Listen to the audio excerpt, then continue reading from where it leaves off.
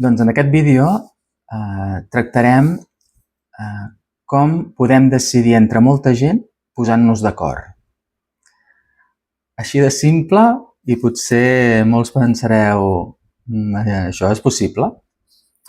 Doncs la resposta no té cap bri de dubte des del meu punt de vista, perquè l'experiència ho empara, no? I és que sí, que és perfectament possible i molt més fàcil del que ens pensem.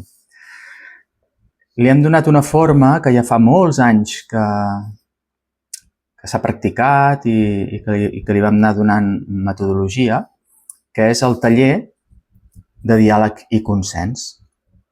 És a dir, que li hem donat forma d'un taller, això és per aprendre, un cop ja se'n sap, evidentment esdevé una pràctica rutinària com qualsevol reunió que fem ara.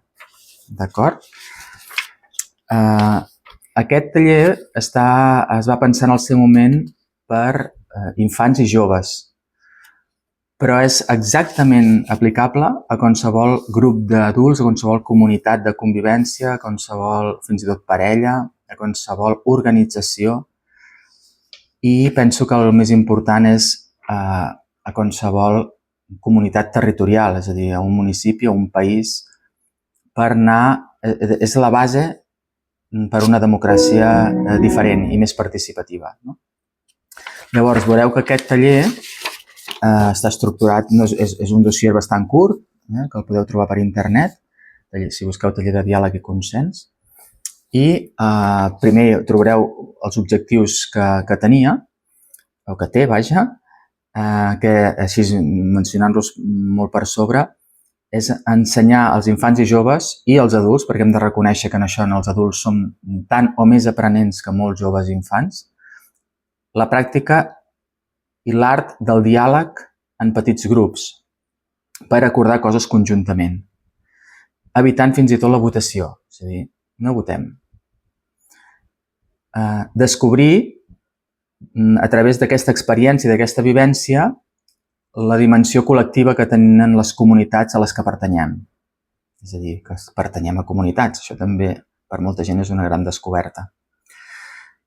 Clar, si practiquem el diàleg i el consens per acordar coses, això és la millor forma de prevenir els conflictes, molts dels quals venen per falta de comunicació, o perquè un va tirant fent la seva, l'altre l'altra, busquem estratègies de com fer la nostra, no? I això acaba fent germinar moltes vegades conflictes. També és una eina per resoldre els conflictes que ja han aparegut i que no hem sabut evitar. És una praxis per aprendre l'art del diàleg, és a dir, escoltar, parlar i decidir en grup, de manera àgil, molt important. Àgil, és molt més àgil del que ens pensem i de manera equilibrada entre tots els participants. Facilitar la integració de tothom en el grup. Això és molt important. En el moment en què tu participes en codecidir coses d'aquell grup, aquella comunitat de pertinença, ja t'hi sents integrat. Descobrir des de la vivència què és el consens i la concòrdia. Ja veurem, què és el consens? Molta gent no ho sap, ni adults. No tenim gaire clar el concepte, no? I la concòrdia? Quina diferència hi ha? Té una naturalesa més profunda, com veurem. És a dir, és descobrir, amb altres paraules, que si ens posem d'acord tots hi guanyem molt més, estem més units i ens sentim millor i més plens. També un vuitè objectiu és, i aquest per mi això és com el substrat que també ja li dona ple sentit a prendre aquesta nova forma, nova vella, perquè això no és cap descoberta pas innovadora, és potser innovador perquè l'hem oblidat i poc es posa en pràctica.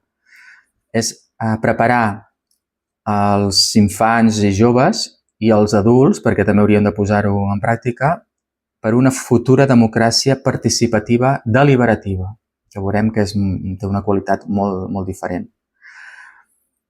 I finalment, descobrir la grandesa i la plenitud de valors com la cordialitat, el diàleg, escoltar els altres, l'acceptació de les diferències com a enriquiment, l'arrelament, la defensa de l'interès comú en equilibri amb el particular i la força del consens veritable com a voluntat col·lectiva acceptada de grat per tots.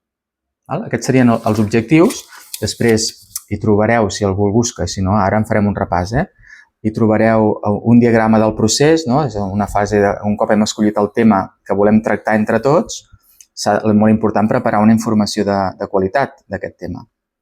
I aquí els que hi entenen, les diferents propostes es recullen, s'han d'explicar molt bé, és a dir, aquesta fase ha de ser tan llarga i extensa com calgui per després ser comunicada, no? A tothom. I un cop aquesta informació ja ha arribat a tothom, és quan ja es poden fer les petites assemblees que veurem que han de ser de petits grups, 5, 6, posa-li màxim 7 o 8, màxim, perquè si no ja es perd la qualitat i la possibilitat de consens, o ja s'allarga massa, o no tothom pot intervenir igual, o no puc integrar el que han dit els altres perquè el consens realment sigui alquímic entre totes les aportacions. I després dius, val, molt bé, ara hem fet molts grupets, si aquest grup o aquest col·lectiu és molt ampli, clar, cada grup haurà arribat a les seves conclusions.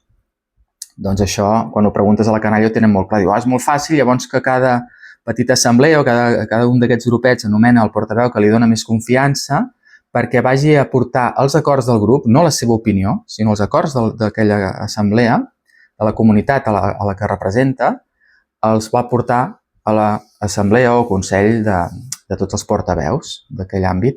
Si l'abast és encara més gran, doncs això mateix es va repetint en diferents bandes i hi hauria un tercer o quart nivell, segons com contem aquest, que hi haurien els portaveus de totes aquestes zones o territoris més grans. És a dir, és el sistema de l'arbre que la natura l'ha descobert fa milions d'anys i així és com funciona d'una manera molt orgànica, per exemple, els arbres o les antigues comunitats. No?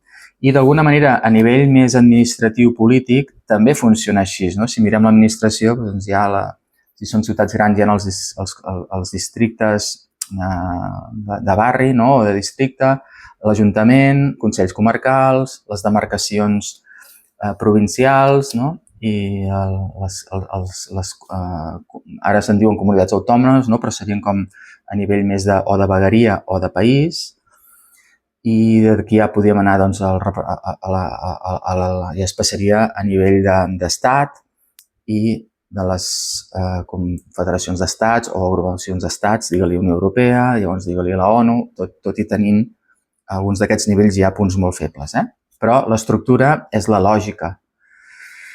Bé, llavors ja trobareu explicades les fases, aquestes fases que hem vist en el diagrama, doncs cada una com es porta a pràctica, com s'ha portat a terme en molts llocs. Hi ha un annex que explica en tots els instituts, esplais, etcètera, que s'han aplicat. Això en aquest cas a nivell més infantil, perquè a nivell d'adults s'ha aplicat a molts altres llocs que aquí no hi són, però que també hi ha publicacions fetes, com també les trobareu per internet, com si mireu, per exemple, la que està més publicada que vam fer, que ens va publicar la Fundació Jaume Bofill, és els Consells Veïnals i Sectorials de Sitges, per exemple.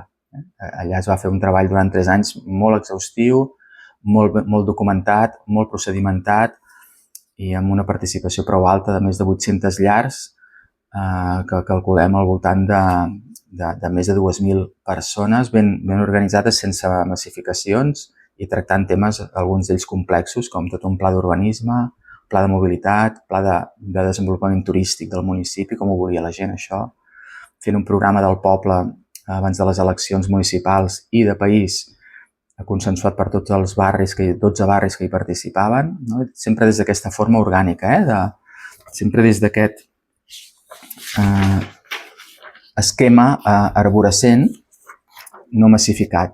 Això és molt important, perquè després això si es vol, es pot votar, es pot passar referèndum o el que sigui, però li dona una altra solidesa, ja ho veurem. Bé, aquest diagrama que ja us l'he explicat, sempre començava explicant, evidentment fent una certa formació de com funcionarà aquest sistema de presa de decisions i preguntant si tothom hi estarà d'acord. I, per exemple, els principis bàsics de funcionament en dèiem els principis del fòrum pel consens o principis del consens. I abans de cada assemblea els llegíem perquè tothom digui si està d'acord en funcionar d'aquella manera. I, per tant, si estem d'acord, tots ho acceptem, i si no, que algú ho digui. val a dir que tothom escoltava aquests principis com música celestial i amb unes ganes de dir, oi, sí, funcionem així, això és possible, no? Semblava una utopia. I, per exemple, jo em vaig inspirar amb els 10 principis del Fòrum pel Consens que Xirinacs aplicava a uns programes de ràdio molt interessants on ajuntava gent prou coneguda i prou significada i d'opinions de vegades molt divergents i sempre es plantejava un tema controvertit per ells i el repte era arribar a un consens. I val a dir que sempre s'hi arribava. És curiós, no? En canvi, ara sembla que no, que la política promou el dissens, la crispació, no? Per tant, és una nova naturalesa, una nova forma de relacionar-nos, de comunicar-nos. Doncs aquells 10 principis del consens de Xirinacs, jo per fer-los una mica més sintètics en els procediments d'adults que aplicàvem a municipis o organitzacions que ens demanaven com podien funcionar d'una altra manera, evitant les grans assemblees, aquestes més caòtiques i més manipulables i més llargues i feixugues, no? També, podríem dir.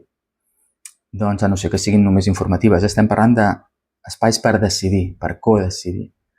Doncs els jo els vull reduir a 7. I per la versió més infantil-juvenil, amb 4. No? Per exemple, primer principi del consens. Sabrem escoltar. Quan parlin els companys, els escoltarem sense interrompre'ls, mirant d'endevinar què ens volen dir més enllà de les paraules.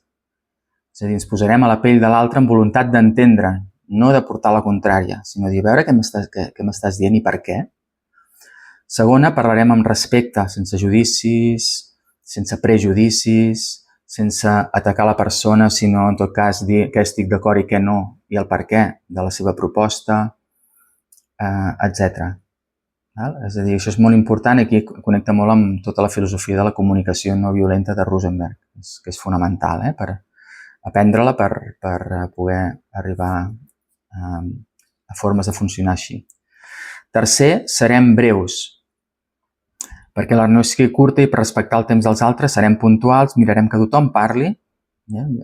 Això també és molt important. En grups petits pots fer que tothom digui la seva, no només els que tinguin més facilitat de prendre la paraula.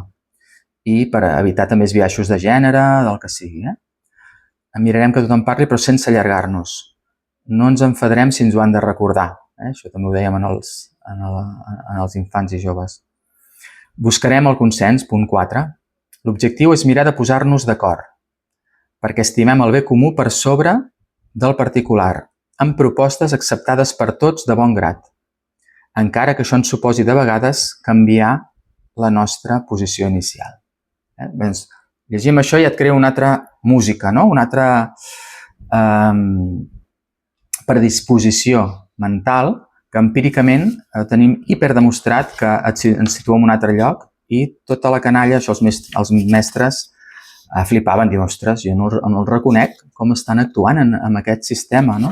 I fins i tot els més, diguéssim, que habitualment criden molt l'atenció, que distorsionen molt, estaven amb una horitzontalitat sorprenent i ja veureu al final d'aquest, un dels annexos també són les valoracions, en aquest cas de la coordinadora d'un dels instituts, crec que és de Barberà del Vallès, de com ho valorava, no? Després ho mirarem.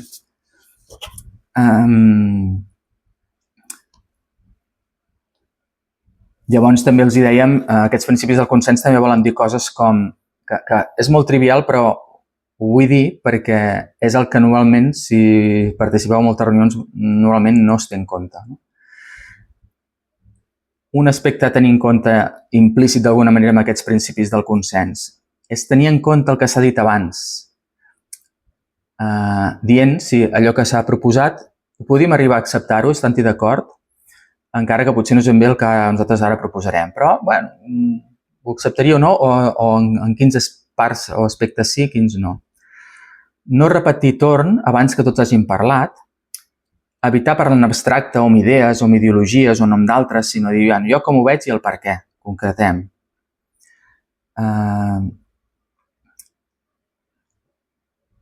Buscar quins aspectes de fons són els que volem, més que la forma. De vegades diem, jo vull això, dius, bé, però clar, si l'altre vol blanc i tu negre, anem a veure per què. Potser no és que tu vulguis això, Per què vols això? Oh, doncs perquè vull, saps? Vull un carrer peatonal, vull un carrer que puguin passar cotxes. Home, doncs per què?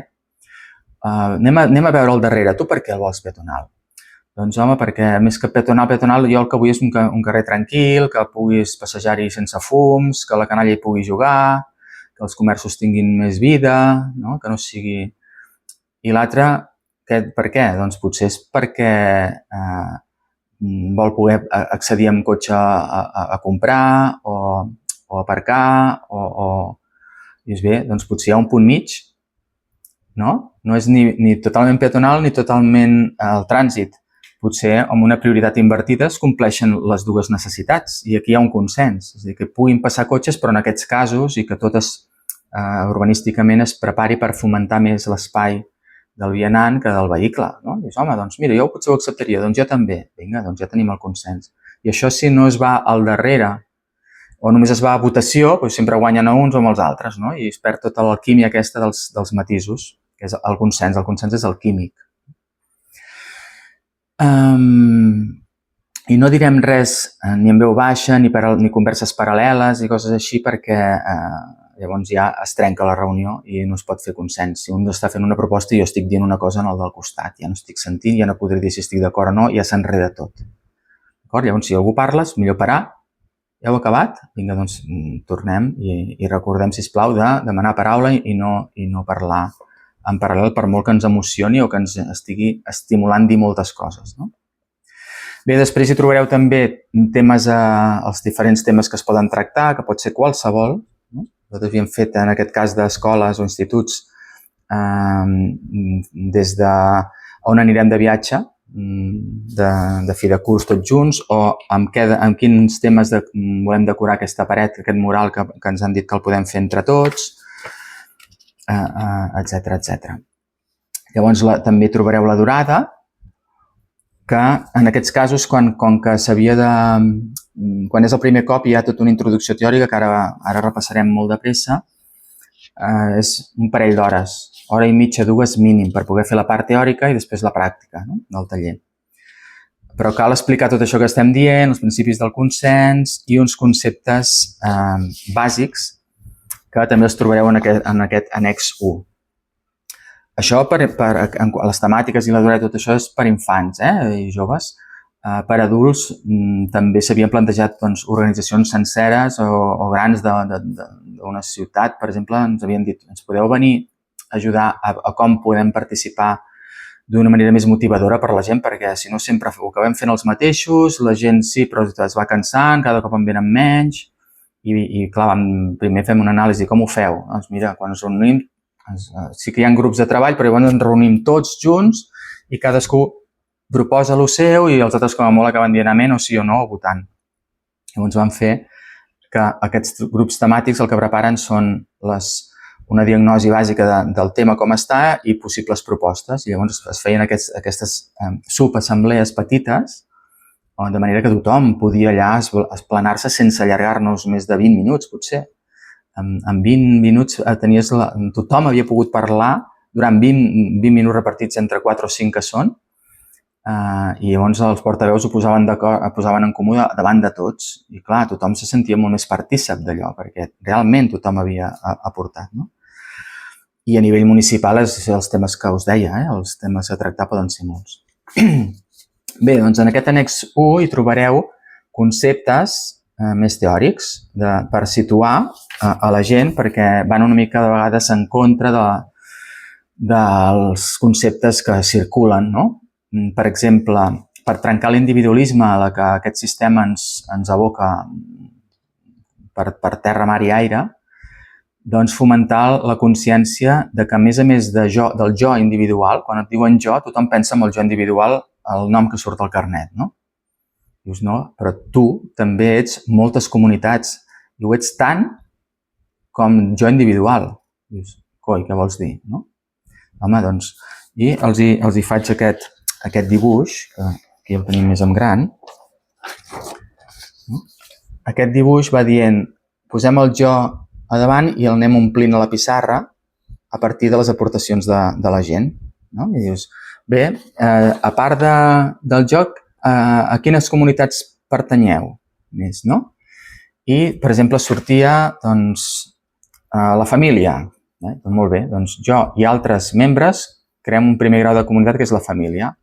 Després és molt interessant veure que en lloc d'anar fent aquesta cosa concèntrica de les comunitats que en podíem dir troncals, també de seguida surten comunitats més específiques, com per exemple l'escola o la feina, la classe o els amics. I dius, aquí això sí, és veritat que pot ser comunitat si realment hi ha uns criteris aquests, no? del que vol dir, ja veurem què significa la paraula comunitat.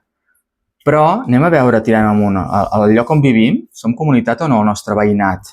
Doncs el veïnat, el barri, el municipi, la comarca, la regió, la nació cultural, perquè el terme nació també està molt polititzat i molt tergiversat, llavors es diu bé, entès com a tota una comunitat territorial gran que compartim una història, unes arrels culturals, una llengua, no? Això és la nostra nació, la nostra cultura.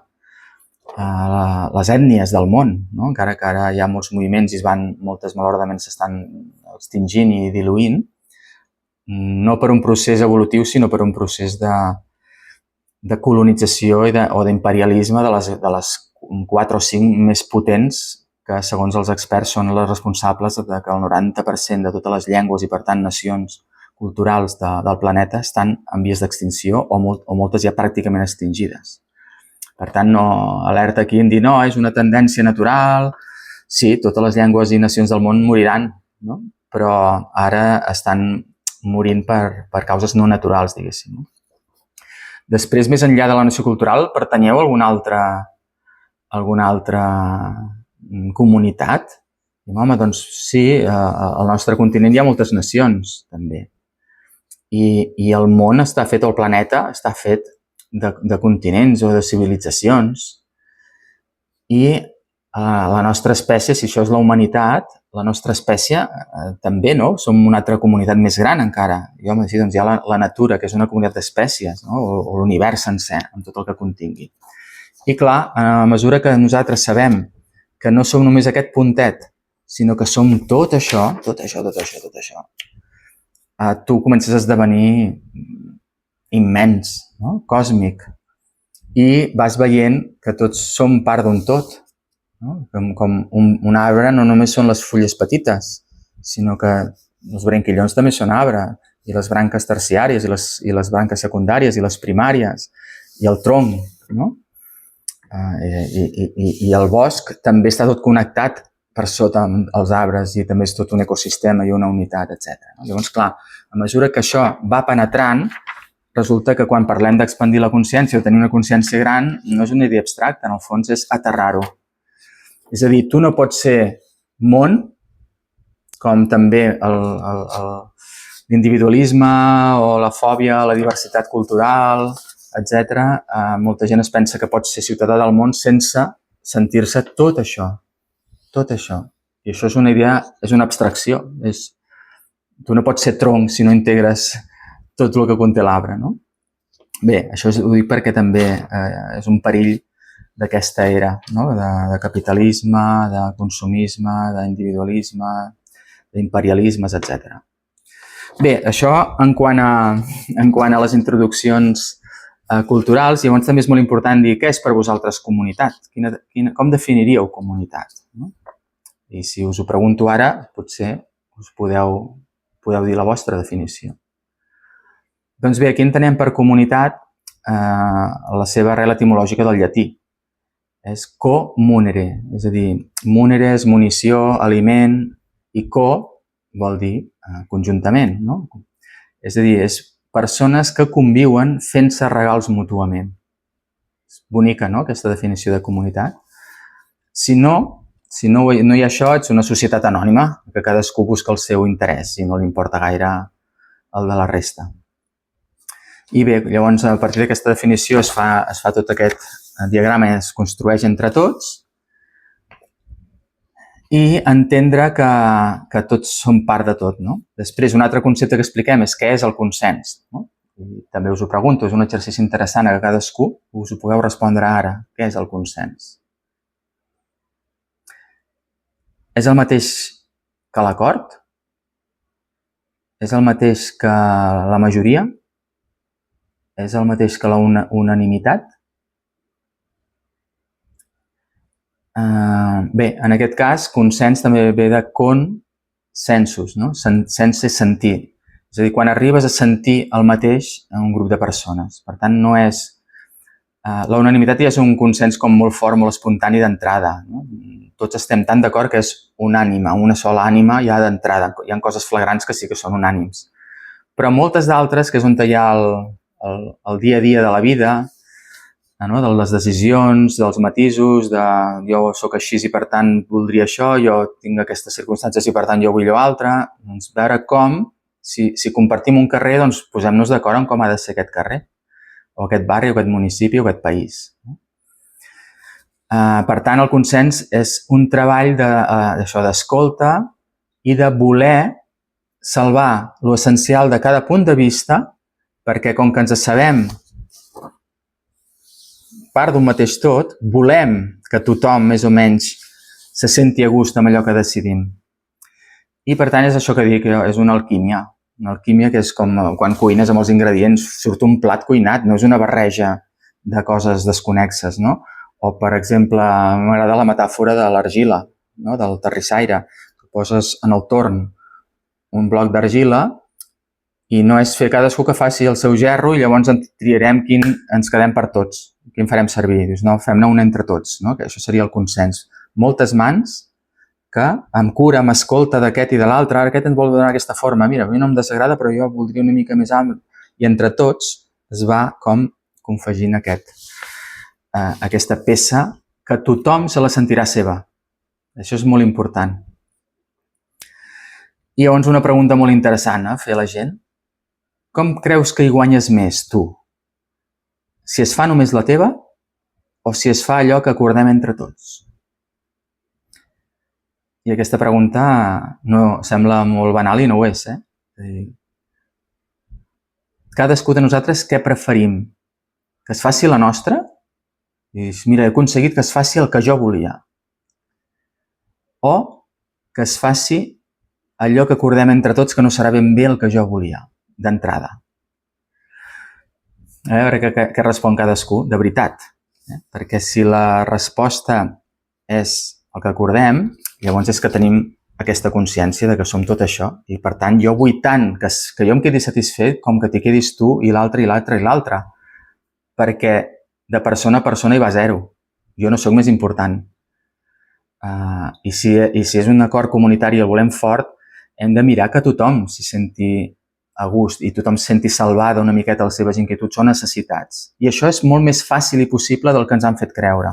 Però s'han de crear aquestes condicions, aquests principis del fòrum del consens, els petits grups, una mica aquestes introduccions. D'acord? Llavors hi ha el diàleg. Què és el diàleg? També és una altra reflexió molt interessant per dir, sabeu què és el diàleg? Què cal perquè hi hagi diàleg? Doncs, bueno, aquí també s'explica una miqueta, no?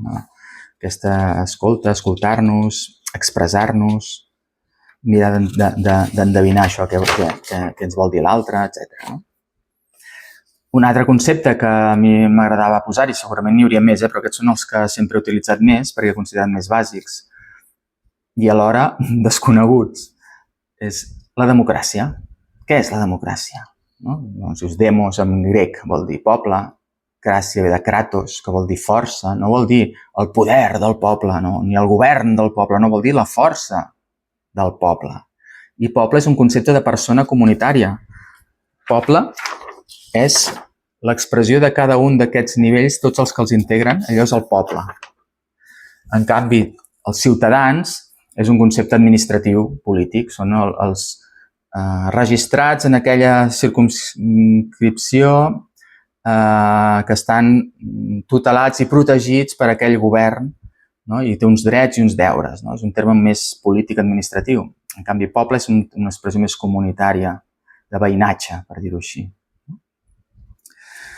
Doncs, democràcia, la força del poble. I també pregunto, què és més democràtic? Posar-nos d'acord, és a dir, com a sinònim de consens, o votar? No? I fins ara es diu, siguem democràtics, votem. Doncs aquí diem, siguem democràtics, posem-nos d'acord. Perquè llavors tot el demos ha vist, tingut en compte d'alguna manera, en algun grau, la seva posició. I també pot ser que jo tingui una posició i quan escolti les altres digui, ostres, doncs m'estan agradant més les altres. Jo agafo aquella i renuncio a la meva. No vol dir que tothom s'hagi de forçar a tenir tot en compte. No, és sentit comú, és això, posar-hi una mica de seny, no? I d'escolta i d'obertura.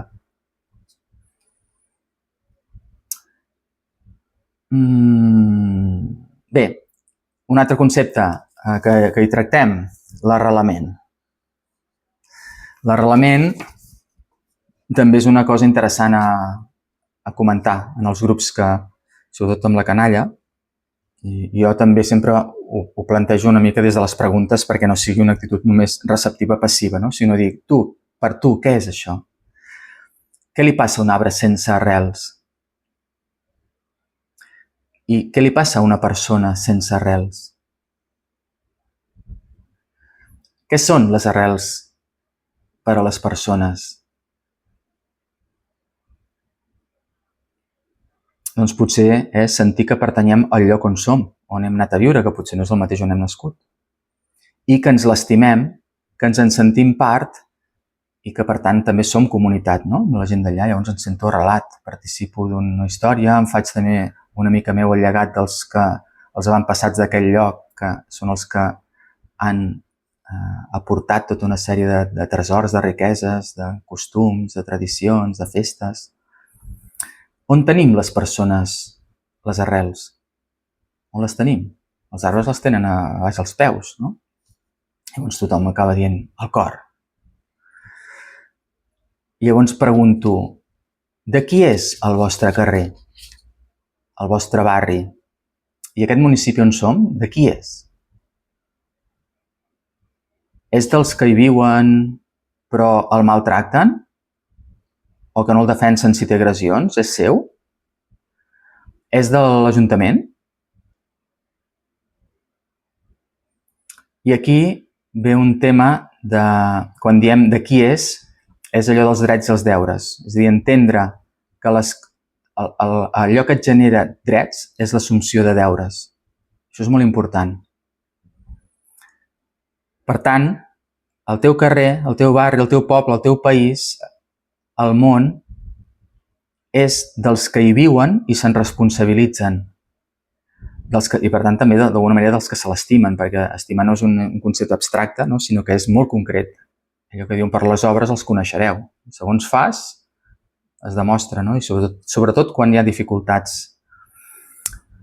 Els drets els tenim quan assumim deures, no? Si tu assumeixes deures de cuidar, de vigilar, de pagar la teva part de tribut pels serveis comuns, de cuidar les coses comunes, etc., això et dona drets a gaudir-ne, etc. I en una realitat comunitària tan complexa com la de país o la de nació nostra, que a més està molt maltractada a nivell polític, està segmentada, està prohibit gairebé dir països catalans per segons qui, és que és terrible com s'ha arribat a tergiversar això. Preguntem, no, de qui és Catalunya? És d'uns quants? És de tothom que no pel sol fet de ser-hi? O és de tots els que se la fan seva, se l'estimen, s'hi comprometen, li van aportant cadascú la seva riquesa, no, del que són, la seva creativitat. És a dir, Catalunya, tota la seva riquesa, la natura, la cultura que ens han llegat, malgrat aquí ara hi ha milers de cultures i de llengües, però n'hi ha una de troncal que només està aquí i que ens l'han llegat milions i milions de persones que ens han precedit i que és un tresor únic i que només pot existir aquí, no? Per tant, si tu no te l'estimes i no te la sents teva, a part de les que tu puguis tenir si en tens d'altres, això s'acaba. I en canvi, D'altra manera, pot ser una riquesa més que tu tens i podràs sentir-te comunitat i podràs sentir-te arrelat i pots sentir-te plena i ple. Llavors és molt interessant aquesta cosa i trencar també alguns tabús. O també alguns extremismes, alguns purismes, algunes qüestions més supremacistes o xenòfobes, etc. I de la mateixa manera, contundència. Si algú ve amb esperit colonitzador del grau que sigui, doncs també saber-te'n defensar. Per què no? O ho critiquem quan és a fora i ho acceptem quan és a casa nostra. Això també és per fer-nos-ho mirar, si a algú li passa. Hi ha una dita que diu conèixer per estimar i estimar per defensar. O festa del color de la terra on siguis. O en castellà en tenen una semblant que diu allà on vagis fes el que veieres, no? El que hi vegis, allà on vagis fes el que hi vegis. Bé, doncs per poder defensar, preservar i gaudir del bé comú que hem rebut dels avantpassats, ens cal estar ben arrelats allà on visquem en cada moment de la vida.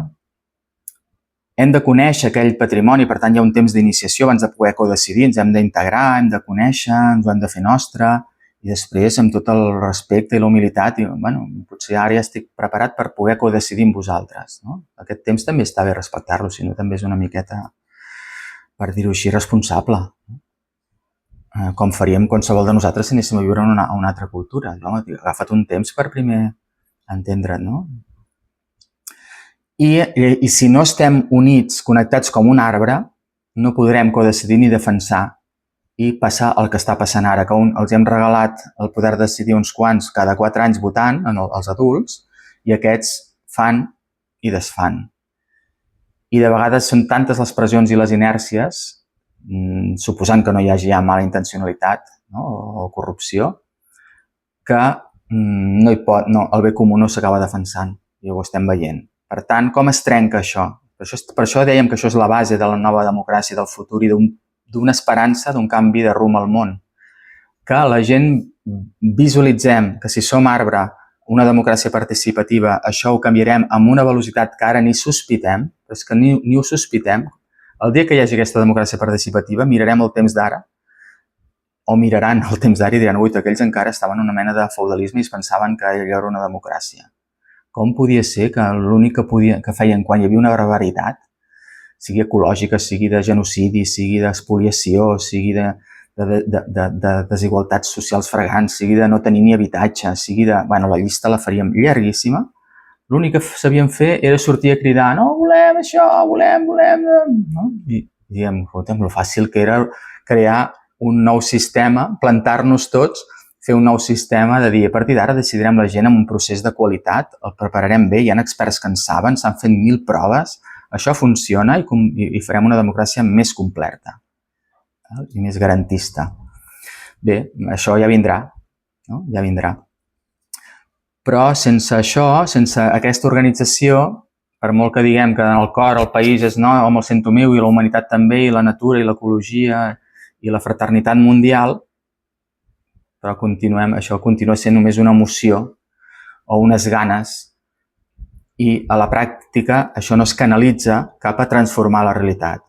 I aquesta pràctica de canalització, no em cansaré de dir-ho fins que ho aconseguim, fins que em mori, això n'estic segur perquè és que no en tinc cap mena de dubte, com tots els mestres als que jo ho he après, és que cal una democràcia participativa. És l'únic que trenca la baula d'aquest cercle viciós i nociu i que ens porta cap al col·lapse en el que estem immersos i que estem generant per falta justament d'aquesta força del poble. Perquè la immensa majoria del poble, de la gent, volem que les coses siguin més respectuoses, volem que hi hagi més justícia, volem que hi hagi habitatge per tothom, volem una economia justa, volem que no pugui ser que unes poques persones tinguin elles soles més que tot un estat sencer o que tota una nació sencera. Això no ho volem, volem posar uns límits. I tampoc volem que els estats siguin dictadors que tenen a la gent allà atemorida i controlada en totes les seves vides. No, són assajos. El comunisme ha sigut un assaig que tenia coses bones i coses dolentes i nocives, el capitalisme té coses bones i té coses molt nocives, i l'evolució sempre s'ha fet per la síntesi de contraris, no?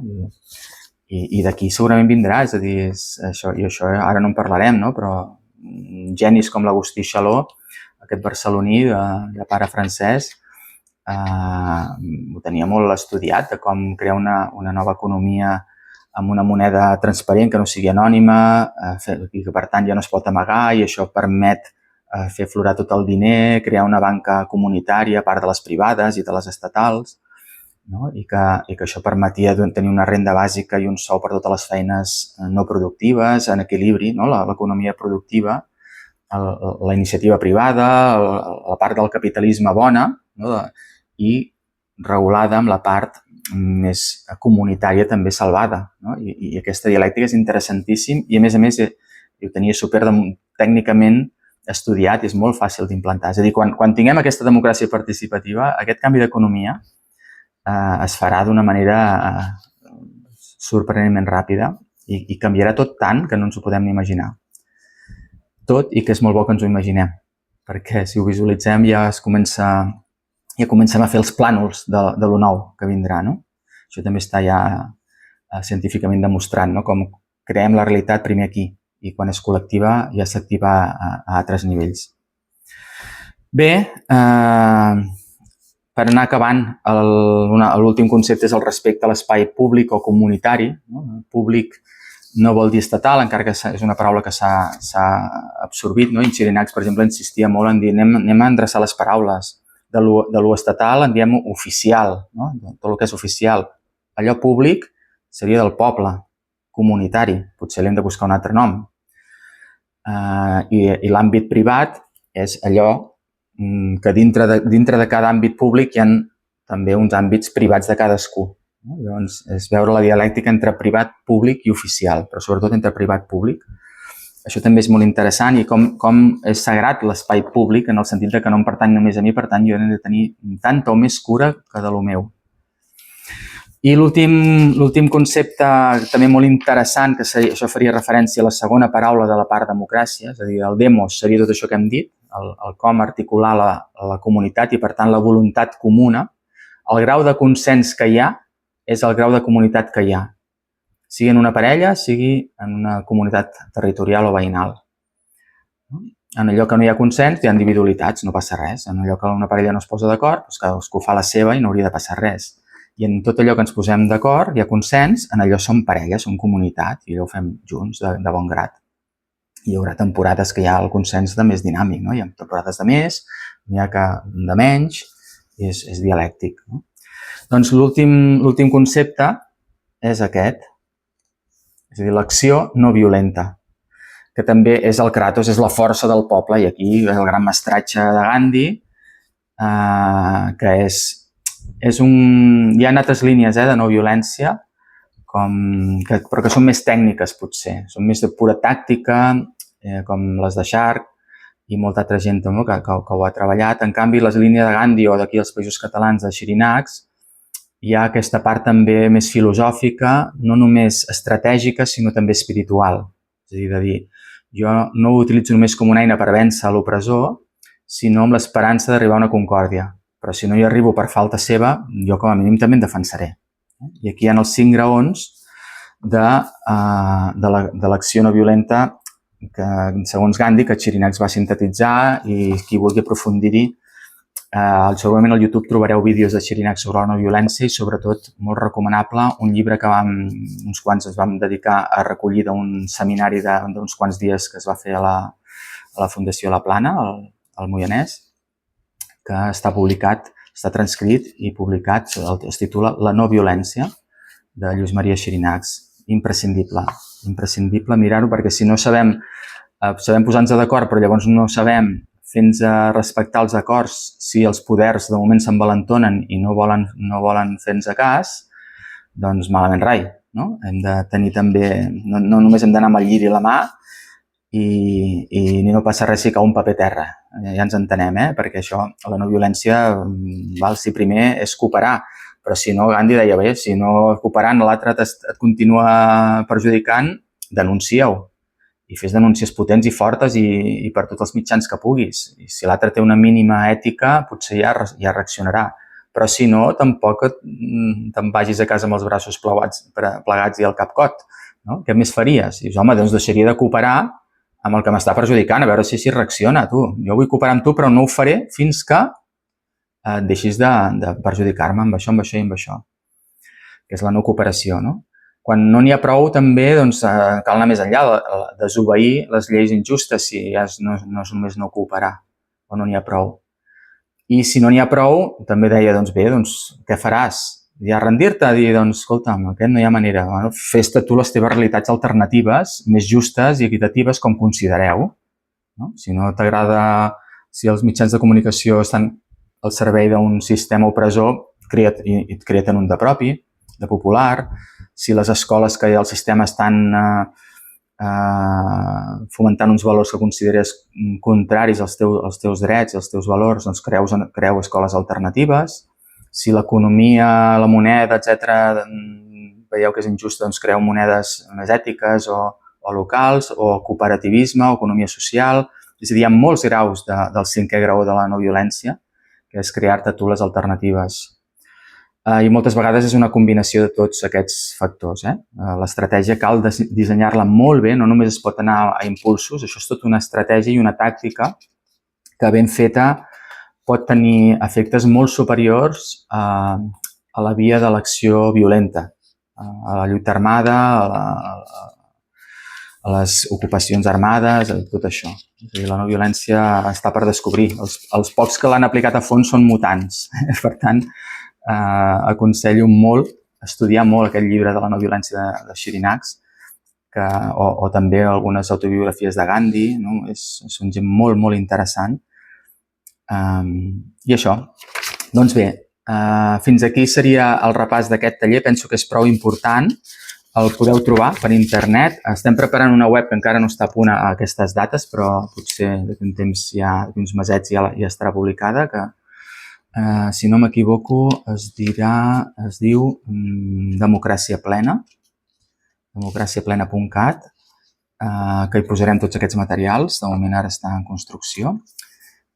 I s'hi trobarà la metodologia, s'hi trobarà també el mateix que aquest procediment que hem vist per infants i joves, també el trobareu, que és un sol full. Hem fet molta síntesi. És a dir, amb aquest procediment, amb aquesta metodologia, s'explica aquest procés mateix de codecisió a qualsevol nivell comunitari, de la fase de preparació de la informació a les propostes, la informació a tots els participants, i aquí ja començaria la fase, això és la fase informativa i la fase deliberativa, de les petites assemblees a cada zona, amb els petits grupets, si s'aplega molta gent en un mateix barri o veïnat o entitat, l'assemblea de portaveus, i aquests acords es veure també a qui correspon aplicar-los i també anar-los distribuint i fer-ne un seguiment. D'acord? Doncs tot aquest procediment amb els principis del Fòrum pel Consens, amb aquests 7 punts adaptats per adults i això, explicant una mica aquest diagrama de forma molt, molt concisa, permet que qualsevol persona s'ho pugui aplicar. A l'associació PAS, que és pas.cat, també a vegades ens ho han demanat i hem anat a fer tallers de formació d'això, tant per a escoles com a instituts, com a organitzacions, com a municipis, com a nivell de país. S'han fet uns exercicis molt interessants i molt reeixits de funcionar així. Una nova cultura que crec que és això. Torno a acabar com començava. És la clau en l'altre vídeo, si l'heu vist, que parlàvem de la part més filosòfica a partir del Globalium, de tots aquests salts evolutius des del Big Bang, tots aquests salts que han anat fent aquest univers que coneixem fins al seu màxim desplegament, estem per aquí, que ja hem arribat a la fase, així com hi ha la fase, doncs, la plàsmica, la radiant, la hadrònica, la nuclear, és a dir, els nuclis apareixen per aquí, després van aparèixer els àtoms, no? L'era atòmica, no? Que estaria per aquí la meitat, més o menys. Després ja van venir l'era molecular, no? Quan l'univers va descobrir les molècules, les cèl·lules, no? L'era cel·lular, l'era del metazoica, és a dir, quan hi ha els pluricel·lulars, que això ja comença a ser una altra revolució evolutiva, i ja entraríem després a l'era social, és a dir, les comunitats humanes, que estaríem per aquí, que és on som ara, fins a arribar a l'era que ell, en els seus termes filosòfics, anomena mundana, perquè això considera el plasma, és una categoria del globàlium, que és la llavor universal, i això es pot aplicar a cada fase de la vida, de la realitat que tingui llavor. I quan una cosa és, per exemple, un arbre, no? I quan l'arbre es desplega fins al seu màxim fruit, arribaria a la plenitud que ell anomena món, no? És aquest desplegament màxim, el fruit, i després vindria altre cop el replegament fins a tornar al plasma, no? És allò de la pols venim i a la pols tornem, no? Doncs de la llavor venim i a la llavor ens tornem a fondre.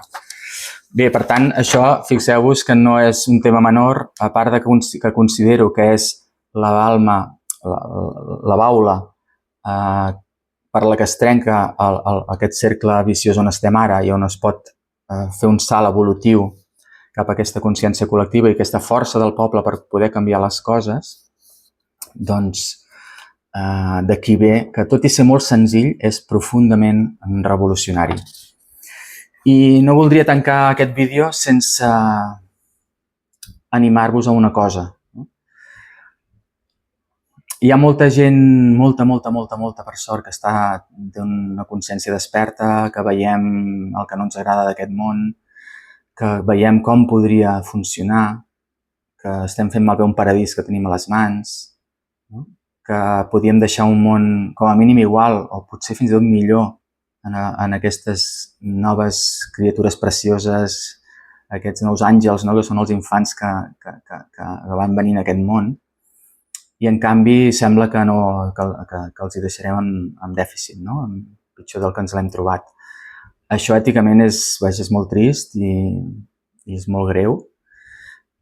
I jo faig una crida, no? Que a tothom que té aquest anhel, a que reflexionem si no valdria la pena estar molt atents a que quan que esperem fer-la aviat vol dir potser d'aquí un any o 2 o 3, quan estigui això preparat, fer un moviment general col·lectiu de moment al Principat de Catalunya per crear un nou sistema democràtic. És a dir, des d'aquest esperit i vocació innovadora que tenim com a nació, que l'hem tingut sempre, des d'un dels primers parlaments, no? o a la pau i treva del bisbe Oliva, que ha sigut el precedent d'humanitzar les guerres, no? La Convenció de Ginebra, o tota aquesta innovació dels moviments d'economia social, sindicalista, de drets laborals.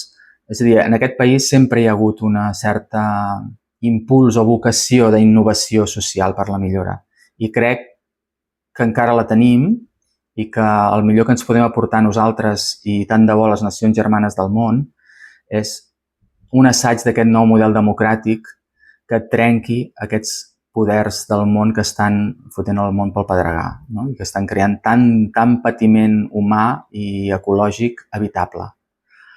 I per tant, la meva crida és, i reflexió que ofereixo fer, és: no valdria més la pena que en lloc de gastar tanta energia en lluites parcials, sectorials, de resistència o de protesta, uníssim durant un any, un sol any, totes aquestes forces per pressionar perquè aquí es creï una constitució pròpia feta per la gent, amb un país de nova generació, de nou paradigma, que funcioni amb uns altres coordenades i on hi quedi reflectit en el primer article que sí, com diuen totes les constitucions democràtiques, que ja ho diuen, la sobirania emana del poble, i que abans de dir el que diuen la majoria, que és i que la delega en els representants polítics, diem, i que prèviament a delegar-la pot decidir quins temes tracta de forma vinculant, de forma deliberativa i referendària, i que, a més, la delega quan ho considera necessari a través de les eleccions, tal.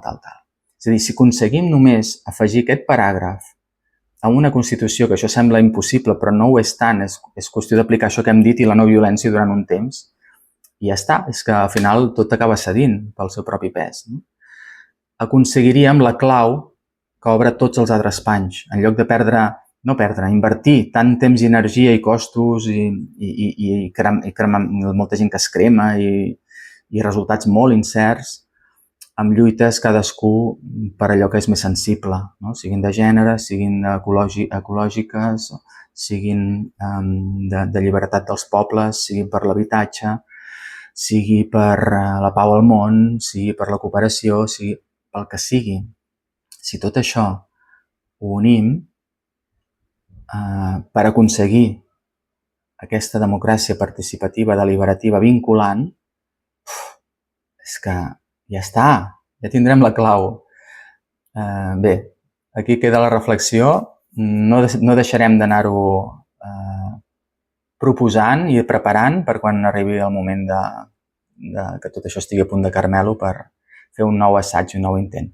Bé, espero que, tot i la llargada, que no hem arribat a l'hora, però gairebé, però bé, un tema d'aquesta transcendència penso que tractar-lo en una hora ja és un miracle, perquè ens demanaria més temps, però que serveixi, si més no, per emmarcar-ho. Gràcies per escoltar, si heu arribat fins aquí.